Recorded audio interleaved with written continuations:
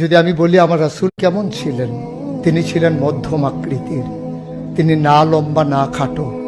তিনি কখনো বা যখন হাজারো মানুষের সামনে দাঁড়াতেন, বিদায় হজের সময়ে 1,40,000 সাহাবা যখন ময়দানে, তিনি যখন আস্তে করে উঠে দাঁড়ালেন, ওনার চাইতে অনেক লম্বা লম্বা মানুষ থাকার পরেও অবাক বিস্ময়ে সবাই তাকিয়ে দেখলো সবার উপর দিয়ে যে মানুষটির মাথা মোবারক দেখা যায়, তিনি নবী মুহাম্মদুর রাসূলুল্লাহ সাল্লাল্লাহু আলাইহি ওয়াসাল্লাম। তিনি মধ্যম আকৃতির হওয়ার পরে সবার উপরে তার শির, সবার উপরে তার মাথা। সবাই অবাক বিস্ময়ে তাকিয়ে দেখলেন তার চুলগুলো হালকা হালকা কোঁকড়ানো। তিনি কখনো বা যখন চুলের ভিতরে তৈল দিয়ে আছড়াতেন, অবাক বিস্ময়ে মানুষ তাকিয়ে দেখতেন, মনে হতো চুলের মাঝে যেন মৃদুমন্দ ঢেউ দেখা যায়।